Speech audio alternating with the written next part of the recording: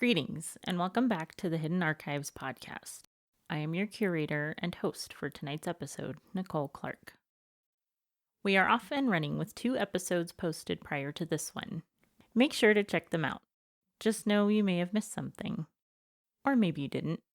You won't know unless you give them a listen. You can expect another new episode in 2 weeks. Updates are given on our interactive public archives, better known as social media.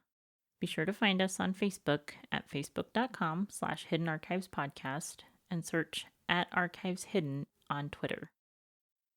To quote my old friend Oscar Wilde, the only thing to do with good advice is to pass it on. It is never any use to oneself. If that remains true, may I pass on the following good advice. Profanity and disturbing content may follow. This is your warning. Now for a look at the archives themselves. This is the only tale that will ever be presented that is not an official part of them. Consider it a brief history of their discovery. It is with great humility and reverence that I present to you the story titled Tempus In Archivum. I'd like to share with you what I found in the Hidden Archives, but perhaps, before I do that, I should tell you what the Hidden Archives are and how I found them. There was always a rumor about a hidden facility in Colorado, something not unlike a library, maybe even similar to the library at the Vatican, albeit with less security. You can call it local legend or folklore. I don't think it really matters either way. All it really was, until somewhat recently, was a story that fascinated myself and my friend Mark. One night, while out for coffee with Mark, as had become weekly custom at this point, we got to talking about the Hidden Archives. Now, it may be important to note that we discussed this very thing ad nauseum in the past. I mean, how much more could there be to discuss?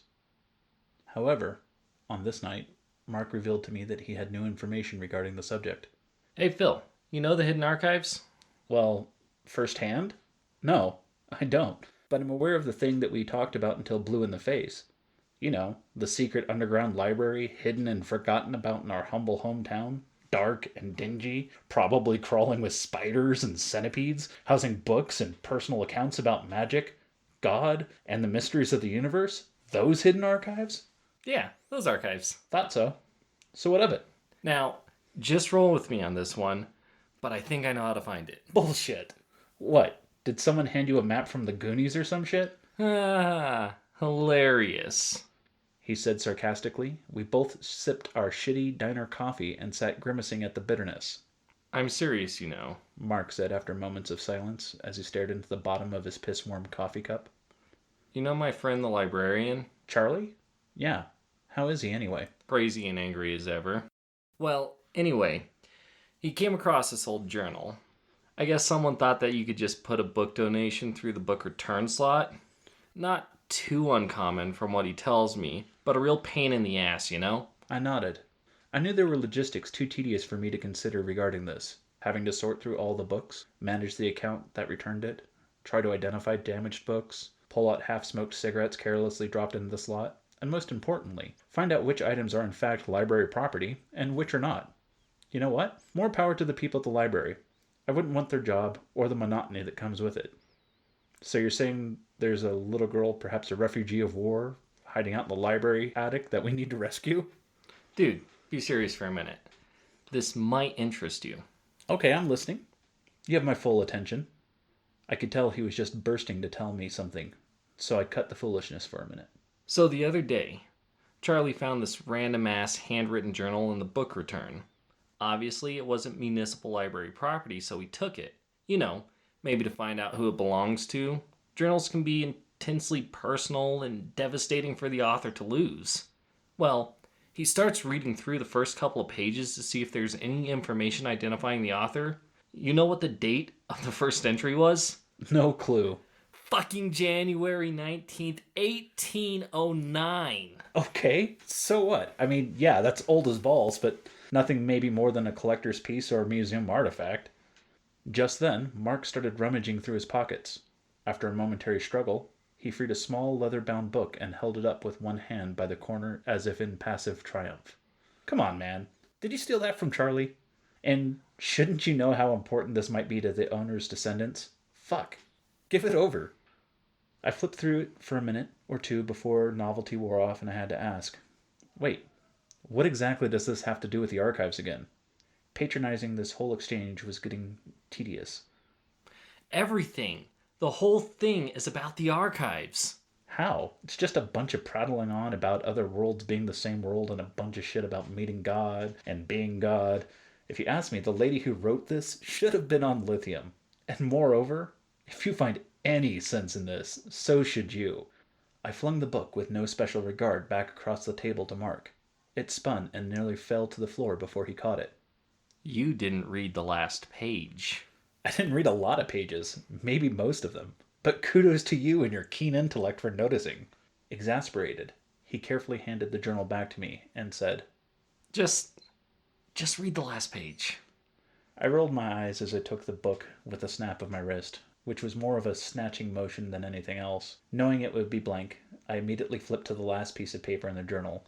I held the journal, open to the last page, in front of Mark's face. Excellent read. Not every day one comes across some sort of subliminal, avant-garde, abstract literature. Not the literal last page, you dipshit. The last page with writing on it. I couldn't help but laugh at my own wit with the whole last page gag. I took the book back and found the page he indicated. There was a local address written on it. 1486 Maple Road. We both knew that Maple Road had been renamed Tesla Drive. There was a whole ordeal back in the 60s about it that concerned Tesla's legitimacy as a scientist. Part of the reason it was renamed was to honor Tesla as a local hero, as he was once actually a resident of our town. But the rest of the controversy had to do with the library on Maple Drive already having been renamed in his honor just 10 years before. At the point of the Maple Tesla fiasco, the library had fallen into disuse and had been pretty much abandoned. The townsfolk thought it was just a ploy to bring back the library by drawing renewed attention to it and spending hundreds of thousands of dollars in renovations and squatter relocation. Well, it didn't work. Eventually, almost all of the now Tesla Drive was abandoned in favor of a growing city center. I knew the library still stood, but also that it hadn't been officially operational in over half a century. However, the local historical society preserved it as one of the oldest buildings in town, and it was never torn down. I began to consider all this. Were the writer of the journal, and Mark himself, suggesting that the fabled archives were, in fact, in the library? Before you ask, that's not the address of the library. It's actually the lot next to it. I knew the lot he was talking about. I used to shoot BB guns at old soda cans and bottles when I was a kid. Almost every kid in town did when they were young because Tesla Drive was so far away from the city center and everything there had gone to shit. Hell, my high school senior class held a paintball tournament there for senior ditch day.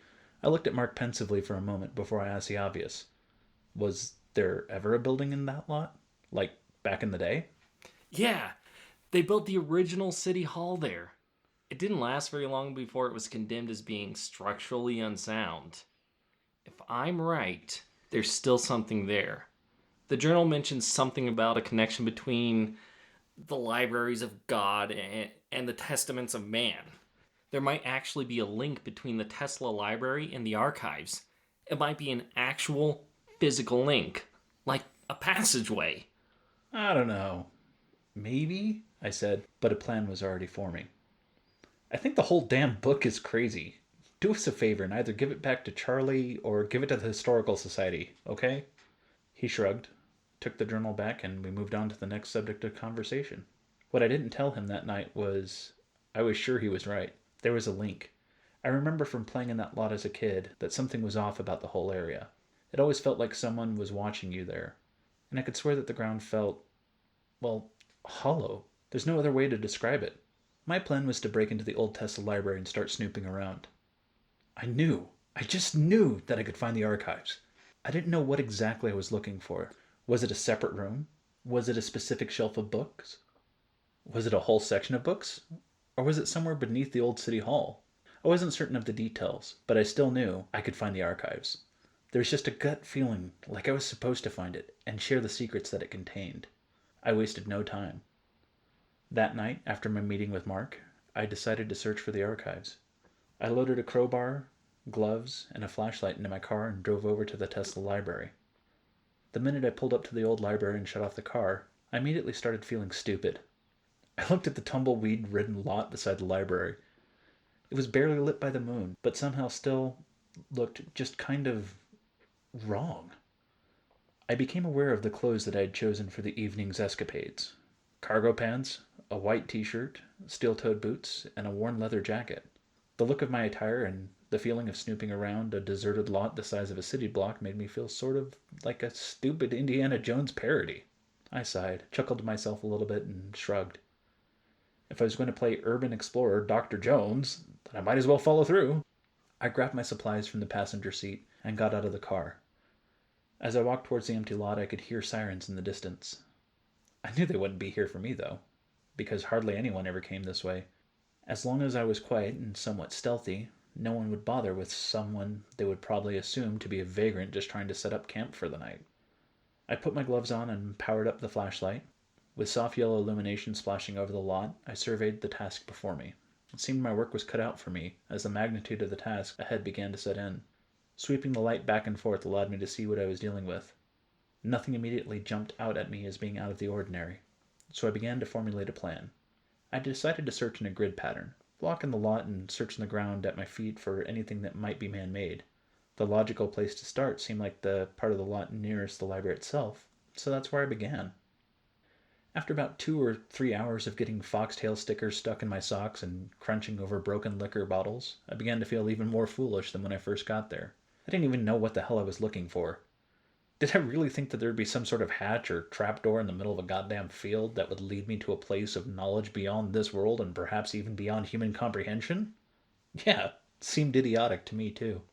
Was it even legal for me to be out here? For all I knew, the lot was private property and I was trespassing. When you couple trespassing with actually finding something and breaking in, then it would make me a criminal. I decided that if I was going to do something illegal, then I would go all the way. I set my eyes on the library and made my choice. It seemed like a good night for some breaking and entering for real. I went around to the back of the library looking for a less obvious way into the main entrance. When I didn't immediately find anything, it occurred to me that, with my car parked out front anyway, it probably didn't much matter how I got in, as I would be obviously present and guilty. So the front door it was. Making my way around front, I switched off the flashlight and began to feel pretty good about my choice to bring a crowbar. However, upon reaching the main door, I'd found the lock had pretty much lost any use as a security device, as it had all but rusted through, and probably years ago at that. Inspecting it, and giving it a few enthusiastic tugs against the door handle, I discovered that it pretty much just fell off in my hands. Surprised with how good my luck was, I let myself right in. Upon crossing the threshold, I could hear the old plank wood floors creak and groan with every step. I closed the door behind me and turned the flashlight back on. The decrepit library consisted of one huge room and a fair few wooden shelves. I shined the light at several of these shelves only to discover that all of the books had been removed. Probably taken to newer libraries when this one had closed for good. All the same, I once again began my nocturnal exploration. There wasn't much to see at all in the rather quaint forum that was the library. The floors were wooden all throughout. Not even a single carpet or rug, and every shelf was empty except for decades' worth of dust. There was a void space where the floor was lighter in color near the front door, where I assumed the library's reception area once was. Once again, I presumed that the desks and tables had also been repurposed elsewhere. It was looking like a bust. No secret passage to the hidden archives. My quarry consisting of only some insane ramblings from a single diary. I decided to go home, but only after I found a place to take a piss. I started scanning for a door or a hallway that might lead to a bathroom. I knew that the plumbing wouldn't work, and I also knew it wouldn't matter if I pissed on the corner of a bookshelf because no one was ever going to know, but that felt wrong, somehow. So I decided to at least show some sort of effort of civility. Walking the perimeter of the library's inner wall, I finally found what I was looking for about halfway between the front of the building and the back. The door was unmarked, but I could see from the square outline that it was lighter than the rest of the door, that at one time had a placard on it right about eye level. I concluded that this door either once held janitorial supplies or a bathroom. I figured the door would be easily opened and proceeded with this assumption. However, after nearly cartoonishly face-planting into the door, I discovered with much personal embarrassment that it was at least stuck, if not locked. I messed with the knob for a minute or two and then decided that maybe it was fortunate that I brought the crowbar after all, even after not needing it to get into the building proper. Prying the door open was more difficult than I had imagined. Television always made it look so easy, but it actually took a great deal of effort to free the heavy oak door. However, after almost completely destroying the frame itself, the door finally swung open with a tired creak on neglected brass hinges. I thought to myself, why the fuck would a bathroom or closet need such a heavy and secure door, and why the actual fuck would it be locked? That's when I walked through the door, only to find a completely empty room about the size of a kitchen pantry or small walk-in closet. There were no hooks or tools, no buckets or mops, and certainly no porcelain bathroom fixtures. Strike 3 for the night. Guess I'd be pissing on a bookshelf after all. But right as I was about to turn around and leave, I noticed something on the floor covered in dust to the point that it was almost invisible.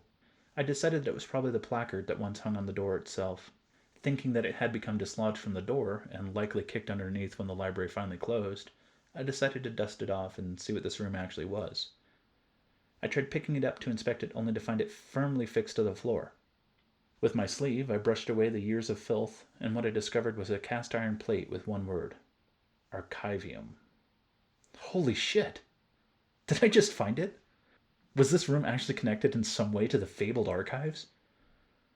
Forgetting the need to relieve myself, I removed my jacket and ripped off my t-shirt to use as a dust rag. Again, I don't know what I was looking for, but I set to work wiping the dust from the floor in search of a handle, a lock, a latch, or anything that might lead me to my prize. However, aside from the iron plate that was nailed to the floor, there was nothing. No seams or joints in the wood that might indicate the presence of a hidden door. I checked the walls too. I knocked and tapped, searching for a hollow spot. Nothing. I was so close. What was I missing? Was there something else I needed to do, like say a code word? I tried the only word I could think of. I all but shouted the one word on the plate: Archivium. Nothing. I just stood there trying to think of a new plan. That's when I turned around to face the open door of a tiny room and saw alternating red and blue light splashing through the windows of the library. The lights didn't fade or flash by. The police were parked out front. Shit. What do I do now? I muttered to myself in complete panic of being caught. I could hear the boots on the steps out front. They were coming to investigate. I was out of time. All they would have to do would be to walk through the front door that was already unlocked. I decided just to face the police and say that I was an urban explorer doing some local historical research. I started to make my way out of the archive room when I heard the police fumbling with the lock. What the hell? I whispered. The lock was just hanging loose. Why aren't they coming in? Then I could hear them talking to each other through the door. I don't know, Pulaski. The car probably belongs to someone who went out drinking at one of the bars a few blocks over. I think he ditched it here so he wouldn't have to drive home after one too many. Seems likely. Best cut him a break for now. We'll come back tomorrow, and if the car's still here around noon, then we'll take it from there. Yeah, that sounds fair. I don't want to give anyone a hassle for doing the right thing. That, and the car isn't even parked illegally. Ticket probably wouldn't hold up. I mean, yeah, it's late, but nothing saying you can't park at a library overnight.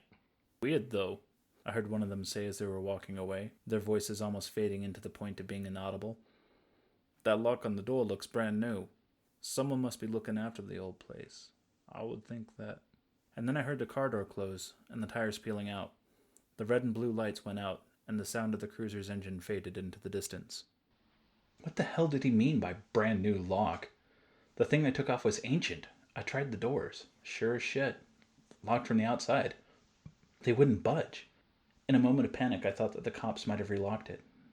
But then why would they be talking about it like that? I supposed that if I really wanted out, I could just break a window, but then they would know it was me.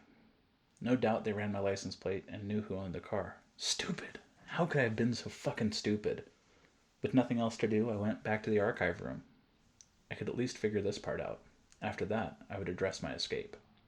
I walked back into the tiny nook of a room. The floor was once again covered in dust. How could that be? It had been nearly spotless a few minutes ago. Also, how long had I been in here? It felt like hours. If it really had been as long as it felt, the sun would be coming up any time. I checked my phone, and it read 1:30 a.m. That can't be right. I only pulled in at 1 a.m. I knew I spent 2 hours in the field. I checked my watch. It read the same as the phone, but the second hand had stopped. That's when I checked my phone again, only to discover that I had no service and the battery was almost dead, maintaining a charge just above 5%. Confusion and panic started to overcome me. I stood in the archive room trying to think through my situation when my flashlight started to flicker and finally died. That's when, as if of its own accord, the door closed, trapping me in the dark, dusty, and oddly terrifying place. I couldn't hear anything aside from my own labored breathing. I couldn't see anything at all. Then I got this weird sinking feeling in my stomach. Or was it in my stomach? I scrambled across the floor towards the door, but when I felt around for the vaguely familiar oak, all I felt was stone sliding under my fingers. I pressed the light button on my watch, hoping for a miracle and a little bit of light. It worked. I put my wrist up to the wall and held the light button on my watch. I could see the stone walls sliding upwards. No, that wasn't right. I was moving down. The watch light didn't do much to illuminate my surroundings, and I couldn't see the ceiling or door. How far down would this take me? As if in answer to this unspoken question, flickering light started to show around the edges of the floor. The whole floor, with me on it, was descending into some unknown space. I peeked over the edge to get a look. The room around me was taking shape. There were torches, actual goddamn flaming torches, lighting a stone room about the size of the library. Could it be the library? Like some alternate universe representation of it? There were rows and rows of books on wooden shelves, shelves like the ones in the actual library. I thought this made as much sense as anything else that night. The elevator came to a rest on the floor of this cold and spider-infested place. I stood up, picking up my flashlight and crowbar like weapons. I clicked the button on the flashlight. Still nothing. But the torches on the walls provided plenty of light. I walked over to one and tried to remove it from the wall, only to find it fixed there. There was a tube leading to the base of it. It was gas-powered. These things could have been lit for years. Or they could have been started by an automatic mechanism when the elevator started down. Either way, I wondered how long it had been since someone else was down here. I began to explore the room and the books themselves. Some looked old. Others looked like they had come from a time, well, in the future, but all were covered in layers of dust and cobwebs. Some titles I could make out, whereas others were penned in languages that I could only assume were alien. What earthly language, and with what technology, could someone actually write a book where the title is represented by abstract shapes that seemed two-dimensional and three-dimensional at the same time, all while shifting endlessly when you looked at it? Then I saw it. On the far wall, directly opposite of where I had descended into the room, was a huge marble sign that read, Ex animo ex tempus in archivum. I had done it. I'd found the hidden archives. Below the sign was a tunnel that seemed to stretch on for about 100 yards. This reminded me, I still needed to find a way out. I looked back towards the lift that had brought me here, only to find that it had vanished. Before I decided to panic, again, I checked my phone and discovered it was completely dead. Once more I checked my watch. 4:47 a.m. But the second hand was ticking backwards now. Could this place really lie outside of time? I didn't have time to ponder this. I needed to go. And right then. But not without proof that I was here. Proof that it's real. I grabbed 2 of the smaller volumes that were in English and stuffed them into the pockets of my cargo pants and booked it towards the tunnel. I looked back down the tunnel and saw the lights in the archives were rapidly dimming. I checked my flashlight again. It flickered a few times, died, and then slowly came back on to full illumination. Not taking any chances, I bolted up the staircase, climbing the creaking thing for what seemed like far too long. Finally, I came to a trap door just above my head. The last few stairs were close enough to the top for me to be able to crouch under the door so that I could force it open. As it opened, sand cascaded from its edges, threatening to choke me with dust and blind me with swirling grit. But it gave way and I was able to pull myself onto the moonlit desert floor. I rolled onto my back, exhausted from my climb up that eternal staircase, and just stared at the moon as I panted, tired, but reveling in my triumph. I was like this for only a few minutes before I heard sirens in the distance, sirens that were coming my way. I sat up, looked around, getting my bearings. I spotted the library about 100 yards away. I was in the middle of the field. The sirens were getting closer. I didn't have much time. I closed the trapdoor and covered it with as much sand and debris as I could to make it look natural and started back for my car. I had to get away before the cops came back. As I was running for my car, my phone buzzed, but it was dead. How could that happen? I checked it and saw that I had over half of battery power left, and there was a notification from a work app that let me know that I had a shift starting in 12 hours at 3:45 p.m. My watch confirmed that it was just now 3:45 a.m. This was all very strange, but I had other concerns, mainly escape. I got into my car and went to start it, but then I realized I had to secure my discovery.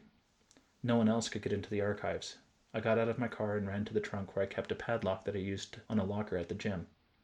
Digging through my gym bag, I finally found the lock and ran towards the library. I knew that there was already a new lock on the door, though, and I didn't know how, but I also knew that someone else had either the key or the combination. I couldn't chance it. I would also put my own lock on for added security. They wouldn't be able to open that, and I could probably just remove their lock later, leaving only my own.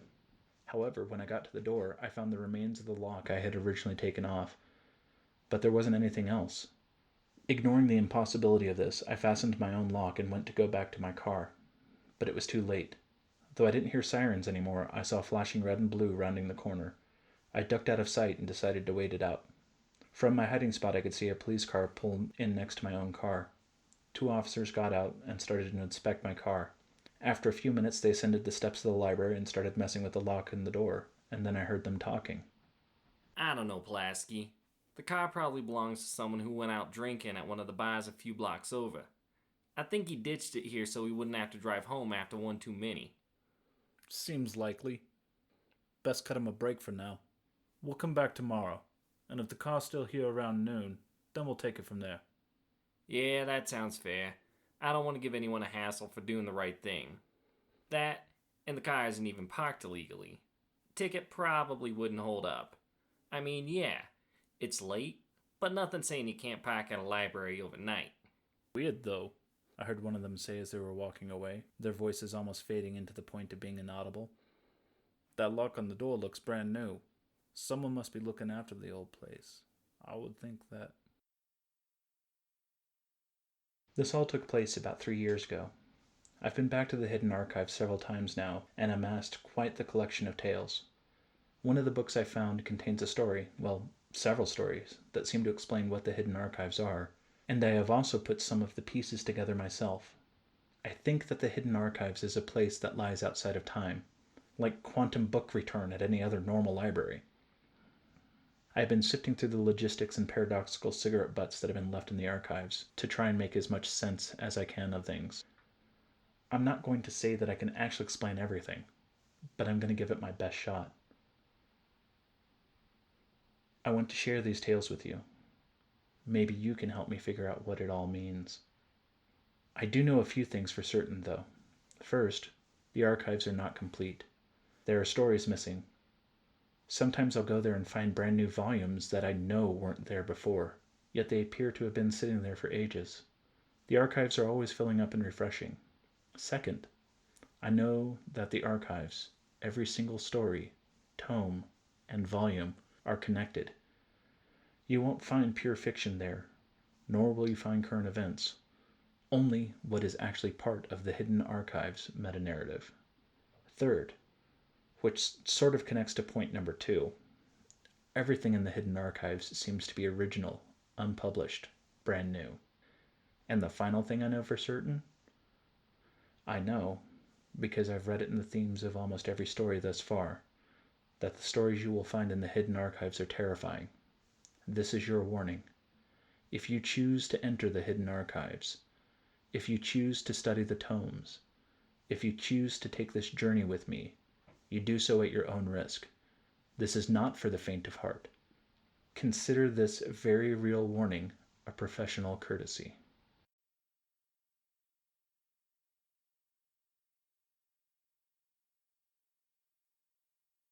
That explains so much, I think.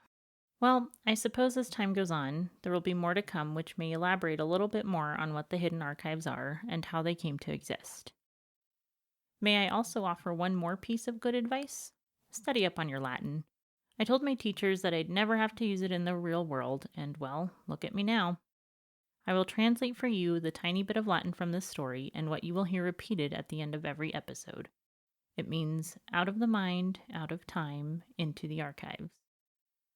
If you are thinking about becoming a library card holder for the Hidden Archives, you should be made aware that the vetting process is quite extensive. As a curator, I would know. I'm still cleaning ectoplasm out of my... never mind. I want to give a special shout out to David Calloway for providing the narration, and also to Brian Casey and Christina Graff for their help with the episode. I hope that you join us next time for another freshly curated story, though I fear things may only get darker from here on out. This has been a production of the Rhodes Collaborative Experience, LLC. Please no reproduction, duplication, or bastardization of any content without written consent from RCX or its partners. Ex animo, ex tempus, in archivum.